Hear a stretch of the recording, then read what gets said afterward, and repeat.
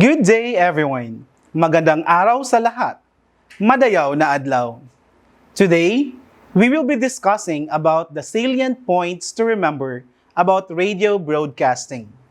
I am Nico Michael de Lara Huelma of Carrascal National High School. Our objectives for today's sessions are: first, differentiate print from broadcast journalism.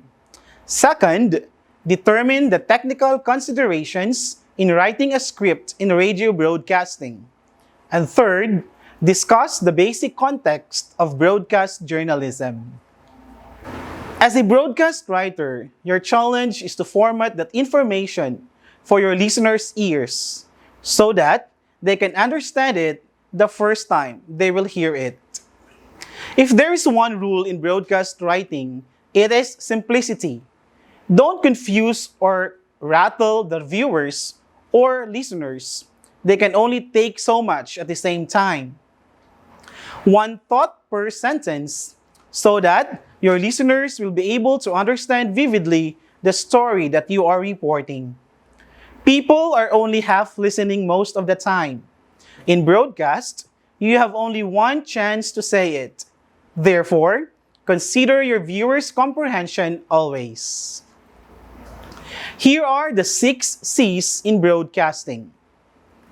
First is clear. Write in a simple and understandable style. Write to express an idea, not to impress your audience. Basically, limit sentences to one main thought. Second is concise. Broadcast copy is short. Get to the main point right away and use only essential words. Eliminate wordiness and make your point and move on. The next C is conversational. We basically converse using simple and common language. Write a story much the same way you'd tell it to a friend. The next is complete. Your copy must answer the 5 W's: who, what, when, where, and why. Except perhaps why. That may be unknown at airtime. But don't raise new questions or leave old questions unanswered. The next is current. Current copy is timely copy, both in content and the way it sounds. One way you can make your copy sound much more timely is by using one of the present verb tenses whenever it's possible and correct. The last is correct. This is the most important of the 6 C's. Why is it the most important? That is because one mistake could potentially ruin a career. Therefore, what we will be reporting must be true and based on facts. Your copy must be free of factual errors. Double check for correct names, dates, times, and etc. Correct copy also means correct use of spelling and grammar, and use a dictionary. This time, let us differentiate a print and a broadcast journalism. A broadcast news story differs from a print story. The print story is written in the inverted pyramid style. The who, what, when, where, why, and how are usually included in the summary lead. The print journalist then unfolds the rest of the facts in descending order of importance. Here are the differences of the print and broadcast journalism. In structure, print starts from the most important to the least important details. In broadcast, every detail counts. For the language, print is formal and broadcast is conversational because you are relaying a story.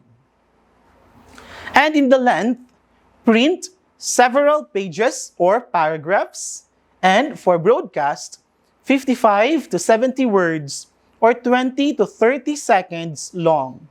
For similarities, both print and broadcast journalists are expected to report events. And these events must be factual and true. Observe the same journalistic process and adhere to the tenets or the principles of journalism. Here is an example of how the print and broadcast scripts be written. For the print, Senator Richard Gordon, Senate Electoral Reforms Chair, yesterday said the Commission on Elections itself is the major stumbling block to the country's leap from manual voting to automated elections. And for broadcast, Senator Richard Gordon says it's the COMELEC itself that's stopping the country's bid for automated elections. Here, we notice that in print, it is actually written in past tense. We used the yesterday. And for broadcast, the script is written in present tense. We are using the term says. Here is another example. For the print, Senator Richard Gordon, Senate Electoral Reforms Chair, yesterday said the Commission on Elections itself is the major stumbling block to the country's leap from manual voting to automated elections. And in print, still it is in the past form or past tense. For broadcast, in Filipino, sinabi ni Senador Richard Gordon na kaya hindi maisulong ang automated elections ay dahil mismong COMELEC ang humadlang dito. Or, sinabi ni Senador Richard Gordon na ang COMELEC ang pangunahing hadlang sa pagsusulong ng automated elections. So in broadcast, that is still written in present tense. Here's another example.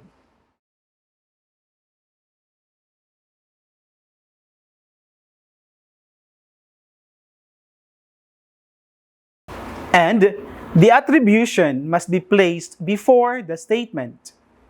Example, in print, dapat na maparusahan ang mga sangkot sa pork barrel scam ayon kay Senador Juan Santos. And for broadcast, ayon kay Senador Juan Santos, dapat na maparusahan ang mga sangkot sa pork barrel scam. Another is, for print, the blaze started in the kitchen, the fire chief said. For broadcast, the fire chief says the blaze started in the kitchen. Your listener cannot see the quotation marks in your copy. Unless the quote is very dynamic, you'll probably want to paraphrase it. Remember, to identify the source of your quote or paraphrase up front, alert your audience that a quote is next and begin the quote with the source. You'll also want to avoid using long quotes. Again, the best move you can make is to paraphrase. And if it is necessary to link a second statement with the speaker, use a conversational clarifying phrase. Some newscasters use quote and unquote to lead into and go out of quotes, a habit that is unconversational and unnecessary. When you begin your quote with the source, your listeners will understand who said what. Don't worry attributing the source if the facts are obvious or easily verified. Remember to place attribution before assertion and title before name. The next is we put titles before names. Example, in print, General Pedro de la Cruz, Chief of the Armed Forces of the Philippines, says. And for broadcast, Armed Forces Chief General Pedro de la Cruz says.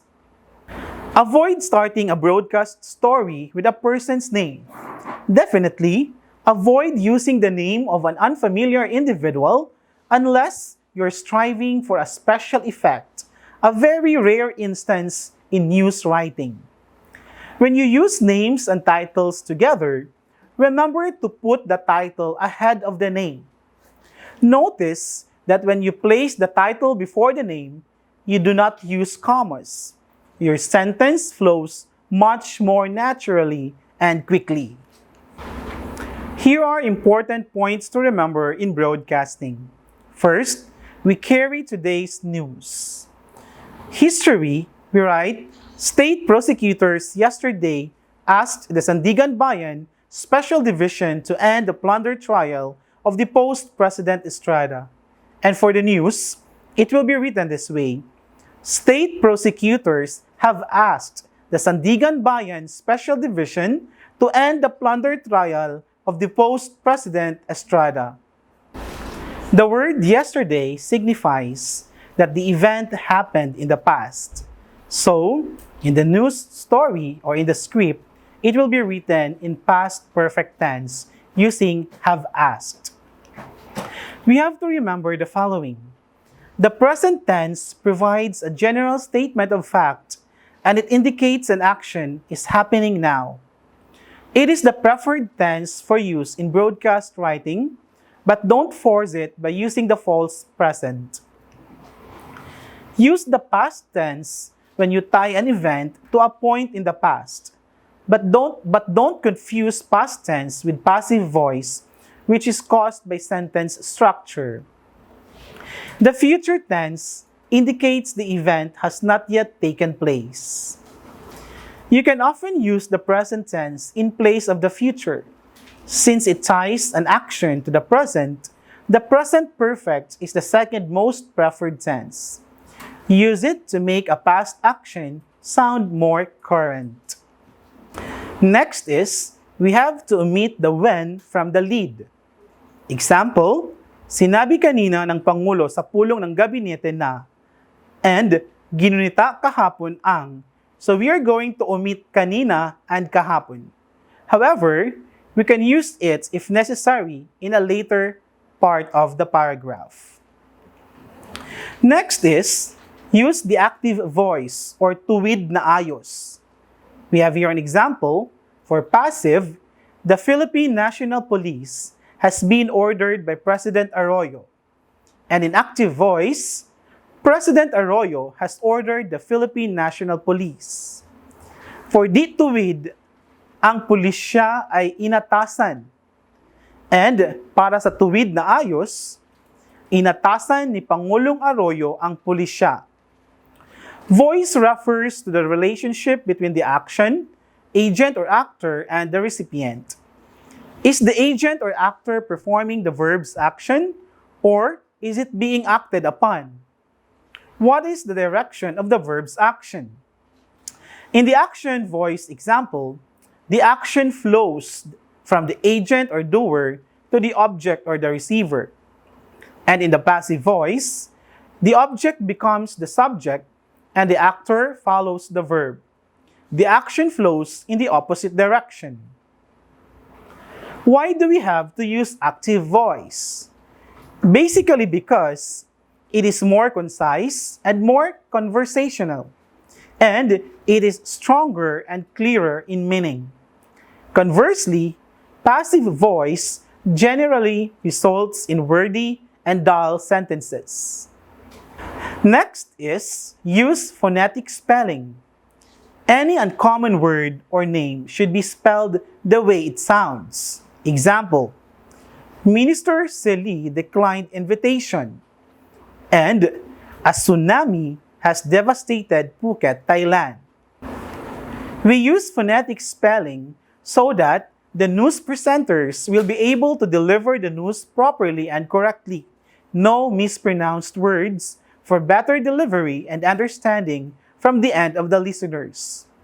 In radio broadcasting, every word counts so as not to mislead the listeners. Next is, we have to avoid abbreviations. Example here, President Aquino, not Pres.Aquino. Senator Alan Peter Cayetano, not Sen.Alan Peter Cayetano. And Lieutenant Season, not LT.Season. But there is an exemption.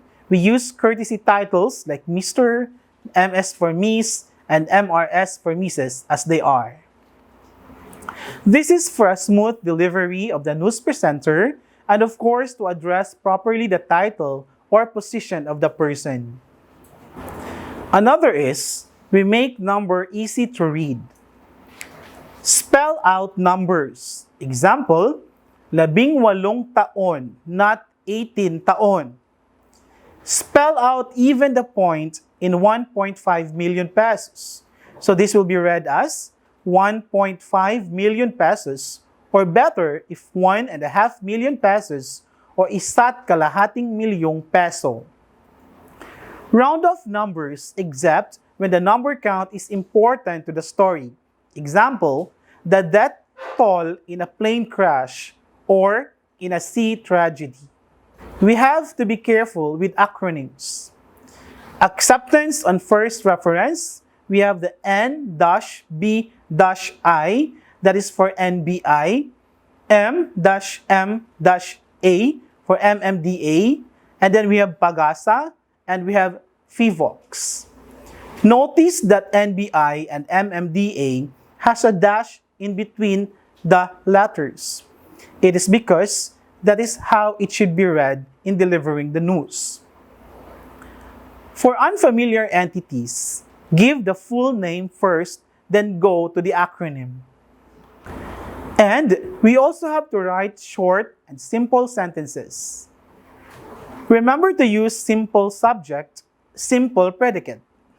Don't start with a dependent clause and include only the most important details. Writing for the ear means using those simple words when you write for your audience. Avoid using jargon, slang, and military time. Beware of foreign phrases. They could also totally confuse your listener. And use better known words or phrases common to the country. So the next is, we use common words. We have here, for example, instead of using utilize, we use the word use. Or proceed, we use go. Or facilitate, that is help. Contribute, give. Majority, most. Reside, live. And summon, call.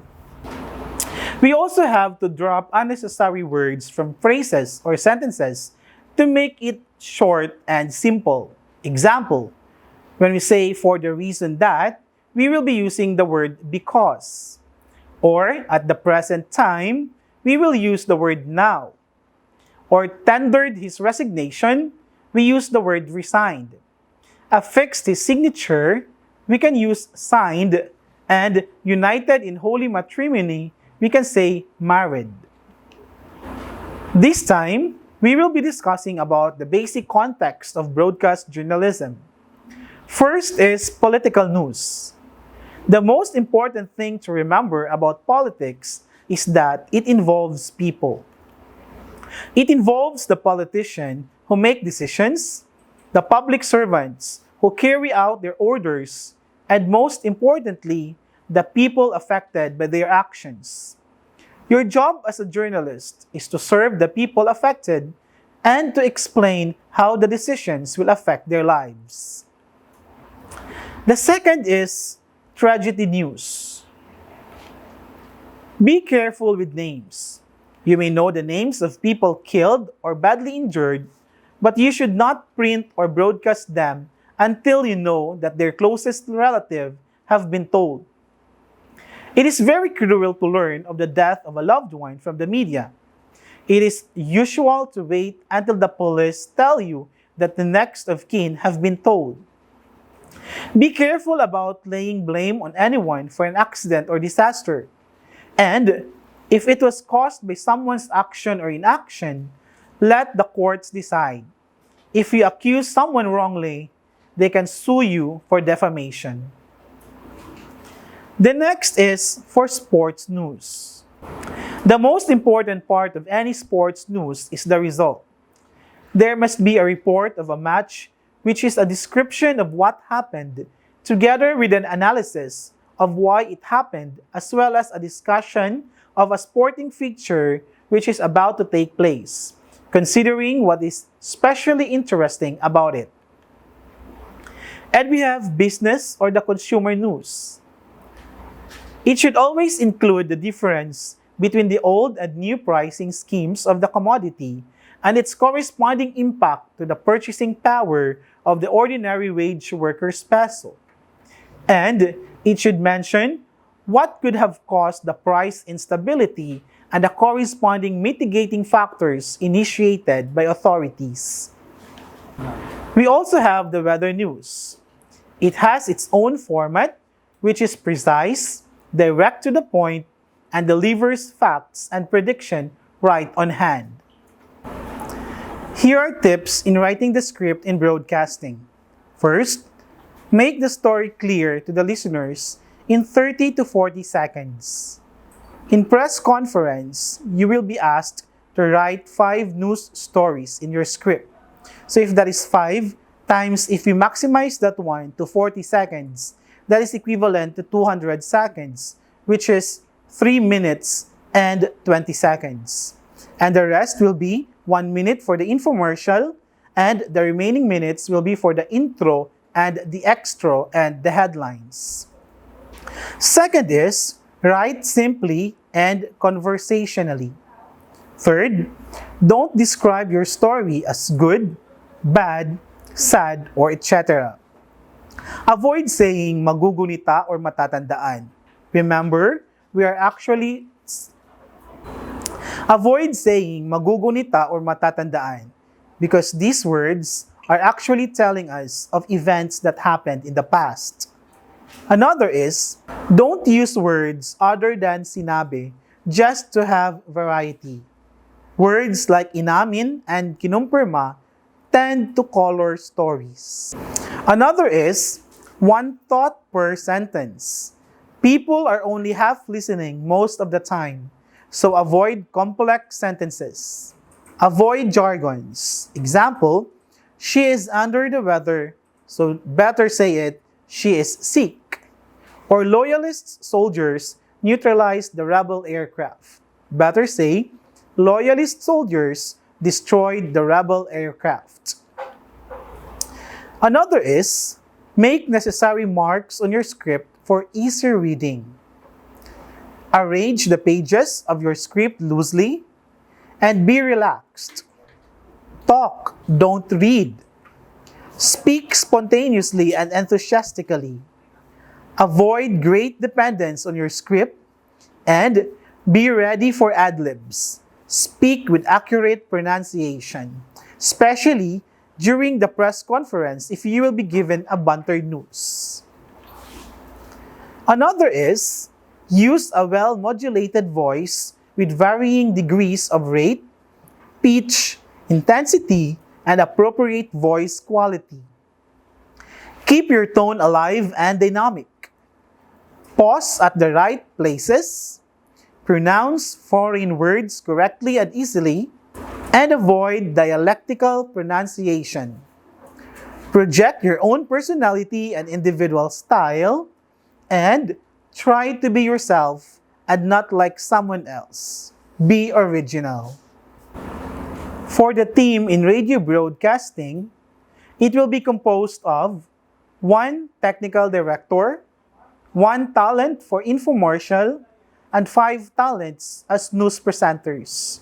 From these 5 talents, we will be assigning 1 anchor, 1 director, and 1 timekeeper. But all of these 5 talents will be presenting a news. Here is the script format in radio broadcasting.